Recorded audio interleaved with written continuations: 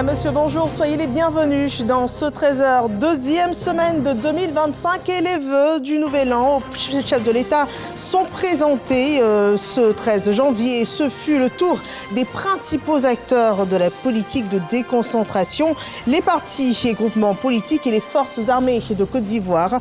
Les prochaines élections et la politique sociale de la Côte d'Ivoire au cœur des différentes interventions.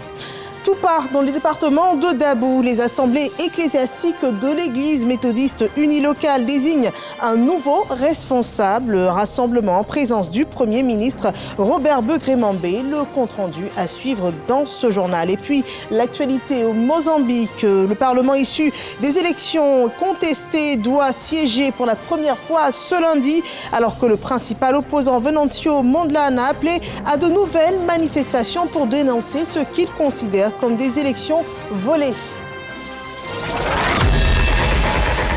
Les cérémonies de présentation des vœux du Nouvel An au chef de l'État ce lundi à la salle des pas perdus de la présidence de la République. Les principaux acteurs de la politique de déconcentration, les partis et groupements politiques et les forces armées de Côte d'Ivoire ont prononcé leurs vœux au chef de l'État Alassane Ouattara. La sécurité, l'amélioration des conditions de vie des populations et la question des élections apaisées étaient au centre des différentes interventions. Le président Alassane Ouattara a à cette occasion réaffirmé la nécessité pour les uns et les autres d'œuvrer pour que ce scrutin se déroule dans la quiétude. Je vous propose un extrait. L'année 2024 a été marquée par de nombreux défis que nous avons pu relever ensemble.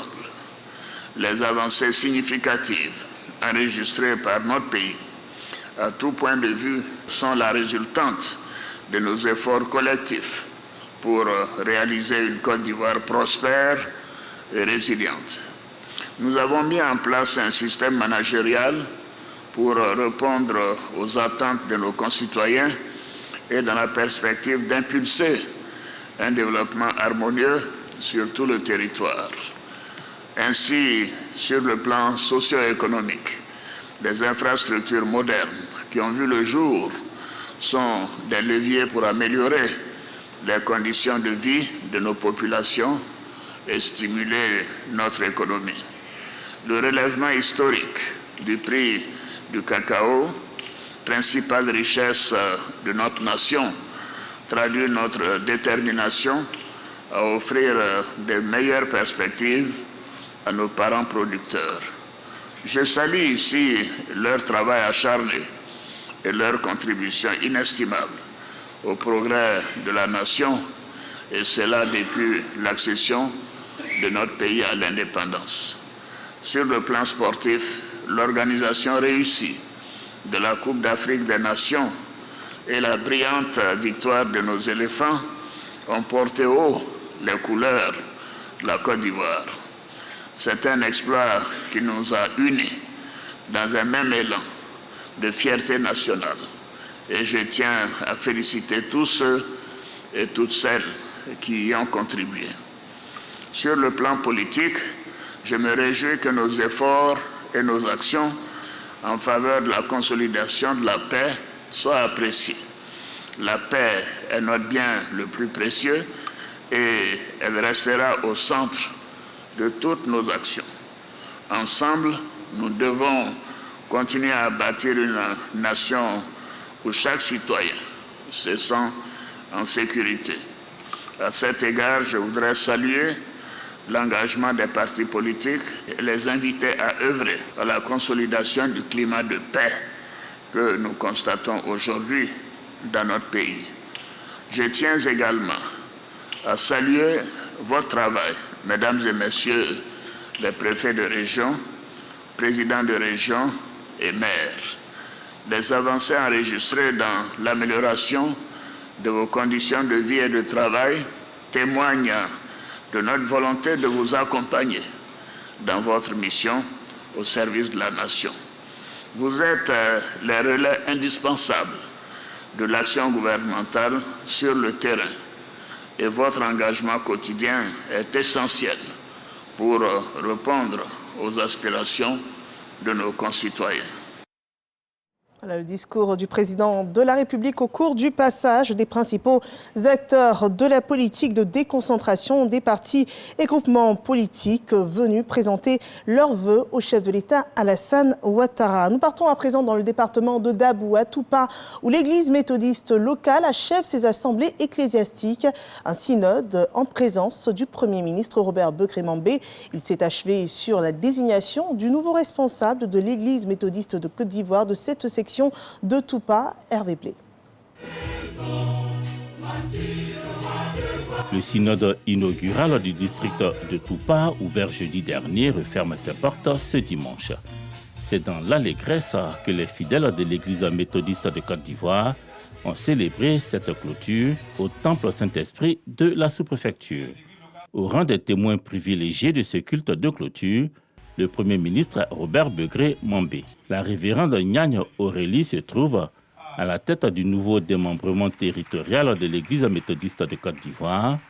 Elle est officiellement installée ce dimanche dans ses fonctions de surintendante déléguée. Frères et sœurs du district de Toupa, c'est le travail qui permettra aux uns aux autres, à nos autorités, de savoir qu'ils ne se sont pas trompés, de déclarer le district de Toupa comme un district ordinaire. Circuit de Toupa, circuit d'Abrako, circuit de Kosrou, circuit de Nidjasoko, circuit de Kodogich. Levons-nous et bâtissons. La révérende Nyagne Aurélie est la deuxième femme surintendante déléguée de l'Église méthodiste de Côte d'Ivoire. Avec elle, le Premier ministre a partagé son optimisme de voir l'Église réconciliée. L'Église sera entièrement réconciliée et la gloire de Dieu va se manifester. Que devrions-nous attendre pour que chacun se mette au service du Seigneur? Tout ce que nous faisons de beau et de bon ne vient nullement de nous-mêmes. Cela vient strictement de l'Éternel, notre Dieu. Que le Seigneur bénisse l'Église et que chacun se mette au service du Seigneur en posant des actes et en s'effaçant devant ces actes pour la gloire de Dieu. Rappelons que l'Église méthodiste unie de Côte d'Ivoire, MUC, a cédé la place il y a quelques mois à l'Église méthodiste de Côte d'Ivoire. Pour la construction de son temple de Toupa, le Premier ministre Robert Begré-Mambé a manifesté son soutien par un appui financier important au cours de ce culte de clôture du synode inaugural du district de Toupa.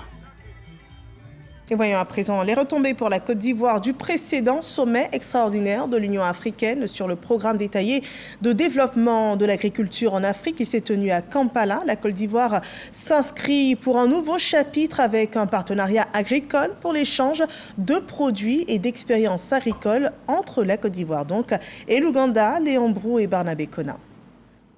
Premier producteur mondial de noix de cajou et deuxième africain d'huile de palme, la Côte d'Ivoire partenaire de l'Ouganda. Pour le dire et examiner les contours de ce partenariat avec le ministre d'État, ministre de l'Agriculture, du Développement rural et des productions vivrières, l'envoyé spécial du chef de l'État ougandais. C'est une collaboration gagnant-gagnant. Il y a des domaines où la Côte d'Ivoire est déficitaire, comme le domaine du lait, où l'Ouganda va venir faire des usines en Ouganda pour exporter en Côte d'Ivoire, et des domaines où l'Ouganda est déficitaire, comme le domaine de l'huile de palme et de la noix de cajou, où il serait terre importé de la Côte d'Ivoire. Les importations d'huile de palme, par exemple, représentent 500 millions d'euros, soit plus de 325 milliards de francs CFA chaque année pour l'Ouganda, aussi intéressé par le café et le cacao ivoirien. Ce pays, donc, un marché pour la Côte d'Ivoire, selon l'émissaire du président Alassane Ouattara. Nous sommes également disposés à leur envoyer des amendes que nous produisons au niveau de la Côte d'Ivoire.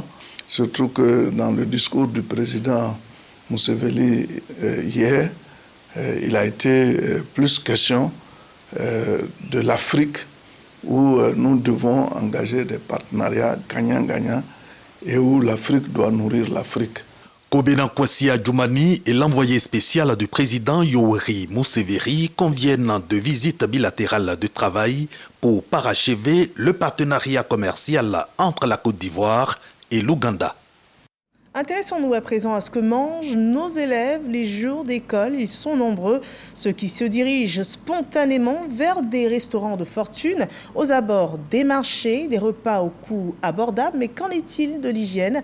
Petite enquête à Bouaké avec William Skakou et Kader Sogodogo. Lycée classique de Bouaké, c'est l'heure de la récréation. 10 heures vient de sonner. Les élèves se précipitent vers le marché de l'établissement. Ici, tout comme dans de nombreuses écoles, les étals regorgent de mets variés et surtout accessibles. Une aubaine pour les élèves. Les dames, elles nous servent bien, elles font de leur mieux pour qu'on soit satisfait. Quand on quitte la classe, on est fatigué, on a fini, on a pris les cours, on vient, on regarde tout à notre disposition. Quand on a les cours le soir, on a le devoir, on peut venir manger un peu d'attiqué. Aux commerçants exerçant leurs activités au sein de cet établissement, un respect rigoureux des règles et principes d'hygiène s'impose. Avant de vendre ici, tu vas, il y a des responsables du marché, tu vas les voir, c'est eux qui vont te donner la place. Et quand ils te donnent la place, chaque année, avant de commencer, on fait des vaccins. Et puis on a des dossiers à remplir. Cette directive des autorités de l'école est prise pour garantir une bonne santé et un mieux-être des élèves. Chaque année, il est mis en place un dispositif rigoureux pour gérer efficacement l'espace commercial où la plupart des élèves se restaurent. Il faudrait que nous continuions toujours à améliorer le cadre de vie et de vente que nous avons sur le marché et éviter de mettre les ordures ménagères autour des endroits où nous travaillons. On doit donc nettoyer et veiller à la propreté de nos stands. Les mets que nous vendons doivent être des mets qui sont frais. À quelques kilomètres du lycée classique, au groupe scolaire IDO, nous sommes au quartier Air France. Les responsables de l'école sont aussi rigoureux et stricts dans la gestion de l'espace commercial. Ils suivent avec attention les recommandations de la tutelle. Les produits à base de lait sont interdits sur le marché. Mais chaque matin, normalement, le tuteur de coopérative ou bien les tuteurs de coopérative passent pour goûter les plats qui sont proposés aux enfants. Et puis on passe, on regarde comment les plats sont conservés, est-ce que les plats sont fermés. Le responsable local de la direction de la mutualité des œuvres sociales en milieu scolaire, Demos, rappelle quant à lui la nécessité des contrôles médicaux et des vaccins exigés pour tous les prestataires travaillant sur ces marchés scolaires. Donc nous faisons une visite médicale générale pour détecter des pathologies contagieuses sur ces dames.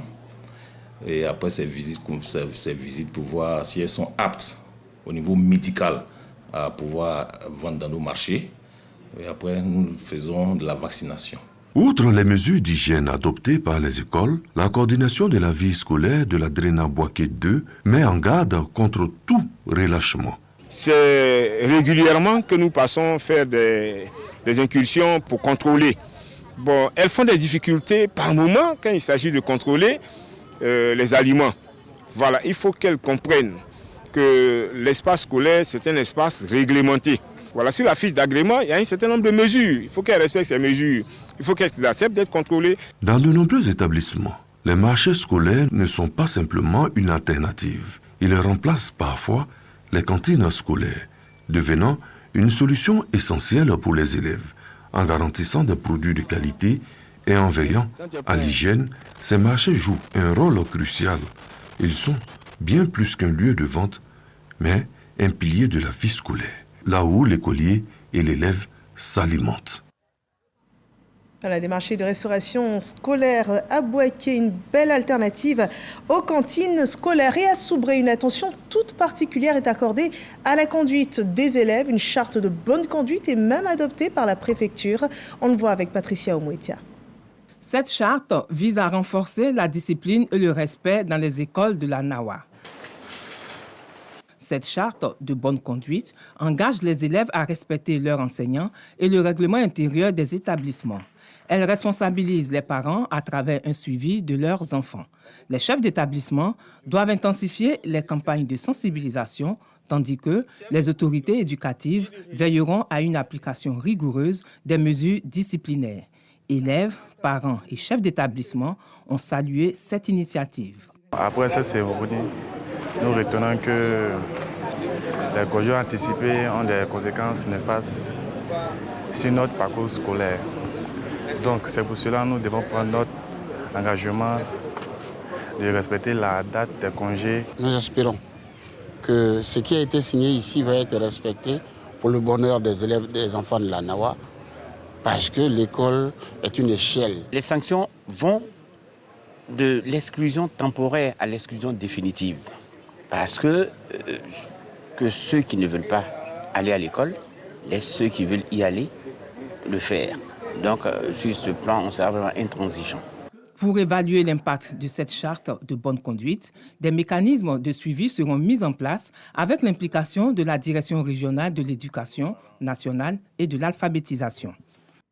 Et avant l'école et les autorités, les responsabilités de l'éducation et du soin des enfants revient aux parents. À Aoué, dans le sud de la Côte d'Ivoire, des mamans sont même récompensées pour le bon suivi de leurs nourrissons. Le reportage de Godefroy Okambawa.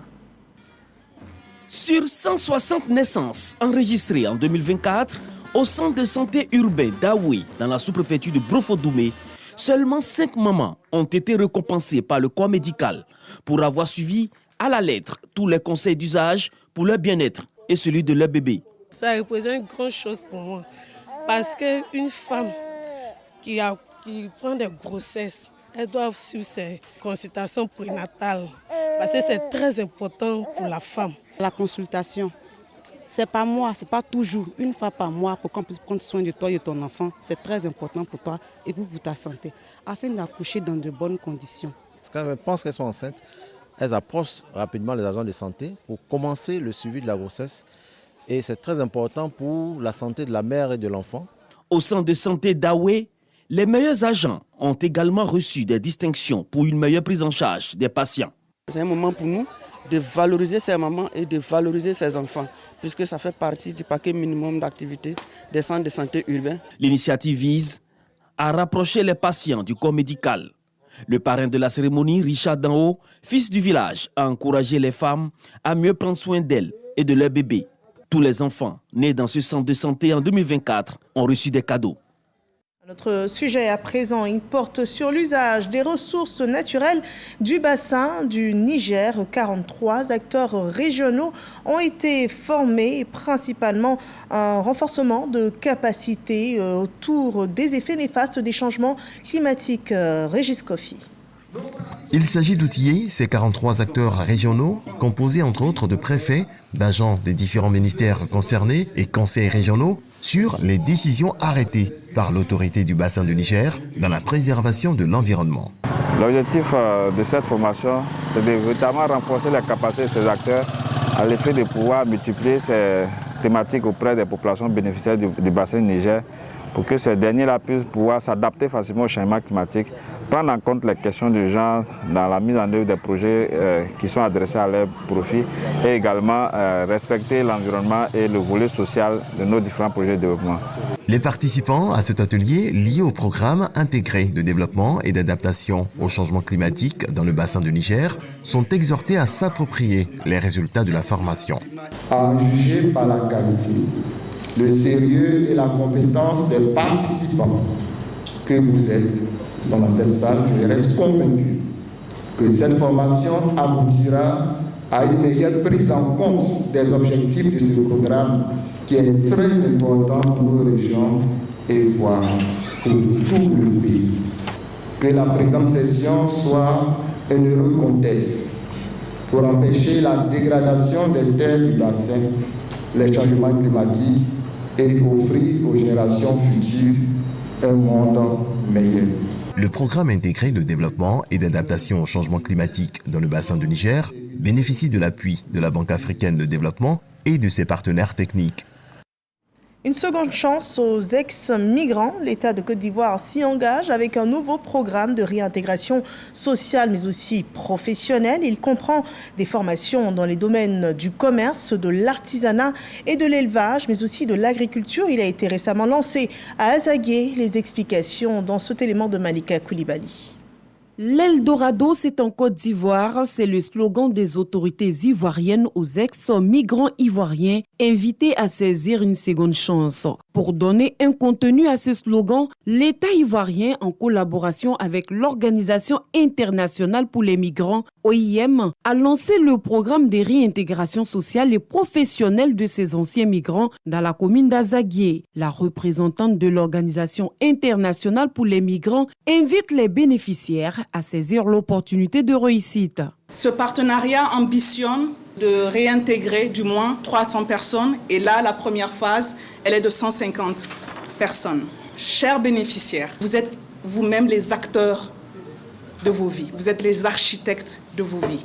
Donc, nous vous demandons un don de soi qui soit totalement complet parce que nous sommes totalement convaincus que ce nouveau partenariat renforcera les compétences de nos bénéficiaires dans la gestion d'activités génératrices de revenus et favorisera leur réintégration durable dans des activités économiques viables. Ce programme permettra aux ex-migrants de se former au métier du commerce, de l'artisanat et aux activités agro-pastorales. Les bénéficiaires saluent l'action. Nous tous, on est partis souffrir là-bas. Si on est venu, Dieu a fait qu'on a eu quelqu'un pour nous aider. En tout cas, on n'a qu'à saisir ça pour que demain, on puisse avoir quelque chose à manger. Nous sommes vraiment très reconnaissants, très reconnaissants qu'ils nous donnent une seconde chance dans la vie. L'Eldorado, c'est ici en Côte d'Ivoire. Donc, qu'ils viennent, qu'ils restent. S'ils ne sont pas encore partis, qu'ils restent. Et s'ils sont toujours là-bas, qu'ils prennent la décision de rentrer au pays parce qu'il y a de très belles opportunités ici au pays. J'ai fait le Maroc, j'ai fait la Tunisie, j'ai fait le Canada, j'ai fait les États-Unis. Mais on est mieux que ce soit. Voilà pourquoi je suis venu bâtir cette école, pour accompagner, changer la mentalité de la jeunesse ivoirienne. Cette politique sociale portée par les pouvoirs publics est la réponse à la détresse des migrants retournés dans leur pays. Une bonne réintégration des ex-migrants permet de réduire considérablement le phénomène de la migration irrégulière. Et parlant d'Eldorado, nous vous présentons Djebonois, un petit paradis de la culture maraîchère. Et pour améliorer le rendement des cultures maraîchères dans cette localité, une formation est donnée aux grands acteurs de cette filière sur la bonne gestion des parcelles, le développement par Gervais Kwasi et Soro Corona. Le maraîchage est pourvoyeur de nombreuses devises à l'instar des autres cultures agricoles, mais à une condition, c'est d'avoir une bonne connaissance des techniques culturelles. C'est ce qui a poussé la Fondation et la FISU à organiser un atelier de formation à l'intention de 80 maraîchers de la sous-préfecture de Djebonois dans le département de Bouaké, région de Béké. Ils font la culture maraîchère mais sans une formation préalable. Et donc il est bien qu'on les aiguise afin de pouvoir mieux produire et de réussir leur activité maraîchère. Après ici on aura encore d'autres régions de la Côte d'Ivoire. Donc à travers cette formation-là, c'est en même temps leur donner la formation, les connaissances, les compétences pour pouvoir travailler et aussi leur donner le matériel. Les auditeurs qui ont déserté leur potager, le temps de 72 heures pour prendre part à cette séance, n'ont pas caché leur joie. Je fais au moins 5 à 6 hectares de tomates. Je fais aussi du gombo, un peu de tout. Je suis venu pour apprendre à améliorer la connaissance. On fait ça d'habitude, mais on n'a pas les formateurs pour nous former, quoi. Parce que si on fait ce qu'on a la force de faire. Il y a de la terre, il y a de la parcelle, mais on a le problème d'eau. Le représentant de l'exécutif à Djebonois s'est réjoui du choix de sa circonscription administrative. Le fait d'avoir porté le choix sur Djebonois est un honneur pour nous. J'attends beaucoup de cette formation dans la mesure où l'activité principale dans la sous-préfecture, c'est les cultures maraîchères. Djebonois attend se positionner comme la boucle des cultures maraîchères en Côte d'Ivoire. Des organisations qui soutiennent les actions de développement de l'État de Côte d'Ivoire. Autre exemple à Tangrela avec Ahmed Traoré. Améliorer les conditions de vie des populations, favoriser la solidarité et l'entraide entre ses membres, aménager et embellir le cadre de vie au sein du département. Ce sont entre autres les missions qui s'est assignées la Mutuelle pour le développement du département de Tengrila, MUDETIN. Au cours d'une journée marquée par des activités sportives et culturelles, les discussions ont porté sur l'élaboration des grandes orientations en faveur de l'autonomisation des jeunes et des femmes. Également sur les initiatives destinées à améliorer le système éducatif dans le département de Tengrila. Le développement étant l'aspiration de toutes les sociétés, qu'aucun développement ne peut se faire sans synergie d'action entre les acteurs d'une même zone. En cette année électorale, les autorités administratives de la région sensibilisent les populations. Le thème qui sous-tend cette activité, c'est la cohésion sociale. Et c'est l'occasion pour nous d'appeler nos populations à la cohésion.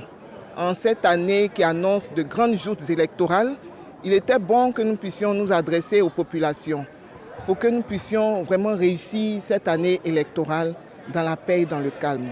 Au nom de la MUDETIN, le président Zietiampanga Sanogo a remercié les autorités du pays qui, selon lui, favorisent les conditions du renforcement de la cohésion sociale. Nous restons dans le nord de la Côte d'Ivoire, à Tienko, où 8 chefs de village sont célébrés après avoir reçu leur arrêté de nomination des dirigeants qui font le vœu de travailler à la cohésion et la paix pour le développement de leur village. Kader Sogodogo depuis la région du Folon. Ils sont issus des villages de Kabangoué, Tienko, Mazela, Diolola, Kotouba, Kouban, Kolikro et Kei. Tous rattachés à la sous-préfecture de Tienko dans le Folon. Ils reçoivent des mains de Mele Djedj, préfet de la région du Folon, préfet du département de Minignan, leur arrêté de nomination en qualité de chef de village. Ils se disent déterminés à travailler pour l'essor de leur terroir commun. Après avoir écouté, n'est-ce pas, le message du préfet, c'est pour nous réveiller, c'est pour que nous puissions taire nos querelles, pour que nous puissions nous mettre ensemble pour le développement de notre sous-préfecture qui est restée longtemps dans cette léthargie. Ces nouveaux chefs de village pourront compter sur leur population avec en première ligne les élus et cadres pour mener à bien leur mission. C'est la toute première fois qu'une telle cérémonie se passe à Tienko. Et c'est mis sur le sceau de la réconciliation, de l'entente et de la cohésion. Je vous adresse mes félicitations les plus sincères. Vous portez désormais une mission noble et exigeante, celle de guider vos communautés avec sagesse, de préserver vos traditions et de valoriser un développement harmonieux. Cette cérémonie était placée sous l'égide de la Chambre nationale des rois et chefs traditionnels de Côte d'Ivoire et placée sous le haut patronage du ministre-gouverneur Gaussou Touré, les ministres Adama Kamara, Nasseneba Touré et certains cadres, dont la Sina Fofana, ont contribué à sa réussite. Notre instant de culture à présent avec des chefs et des reines-mères du peuple bron pour une cérémonie spéciale, la fête de l'Igname, signe donc du Nouvel An, donc chez ce peuple bron. Le reportage de Herman Yamia. Nana Justin Kwasitano, chef du village d'Amorofikro dans le département des Transua, conduit sur la place publique du village dans un palanquin. Accompagné de ses sujets dans une liesse populaire, c'est son village qui accueille la 11e édition du Mouroufié Pessier, célébrée 42 jours après le lancement de la fête de l'Igname dans la région. Cette fête marque également le nouvel an chez le peuple bron. En effet, le Mouroufié, qui marque la fin d'une période et le début d'une autre période, et qui est caractérisé par la consommation de l'igname. Après ce Mouroufié, il y a un autre Mouroufié, le premier de l'année dans le calendrier bron. Cette 11e édition a été rehaussée par la présence du corps préfectoral, des élus et cadres de la région et aussi la présence remarquable de plus de 100 têtes couronnées et leur reine-mère, des notables avec à leur tête Nana Ouben Kwaku Ignace, président du conseil des chefs et reine-mère du département de Transua. Pour nous, c'est une occasion de nous retrouver, de penser comment redynamiser les us et coutumes, penser au développement du département. Le parrain de la cérémonie, Yoboa Sévérin, par ailleurs représentant du haut patron de la cérémonie, le ministre d'État Kobina Kwasi Agumani, a salué cette initiative qui perpétue la tradition bron. Je suis en train de finir le centre de santé d'Akochiam. Dès qu'on finit, on sera ici pour dire que nous sommes ensemble, nous sommes dans le train de développement.